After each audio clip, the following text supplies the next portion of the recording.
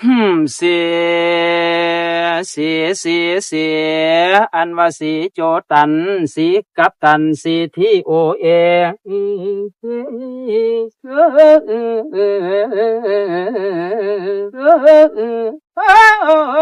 โอ้ยนะมือนี่เป็นมือสันวันดีใบสีสู่ขวัญสิ่งมงคลให้กับเกษตรคนใหม่กับปลัดคนใหม่เพิ่นได้ย้ายมาขั้นเกษตรคนใหม่ว่านั่นเพิ่นซื้อหยังกะชัดชัยครับชัดชัยโอ้ยซื้อชัดชัยนี่จะเป็นซื้อของซื้อมวลซื้องามชัดก็คือชัดเงินชัดคำชัยนี่ก็คือชัยชนะหมู่มารทั้งปวงในสากลโลกว่านั้นก็ดีแท้มันแน่นอนต่อมานี่ก็คือ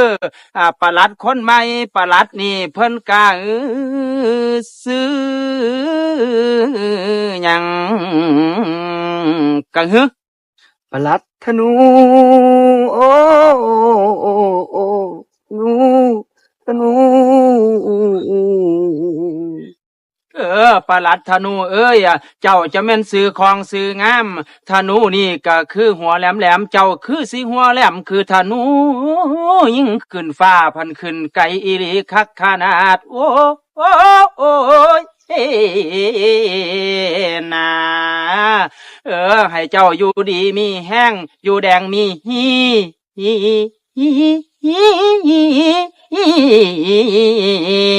นะอันว่าขวัญเอ้ยขวัญอยู่ใสไม่รู้โอ้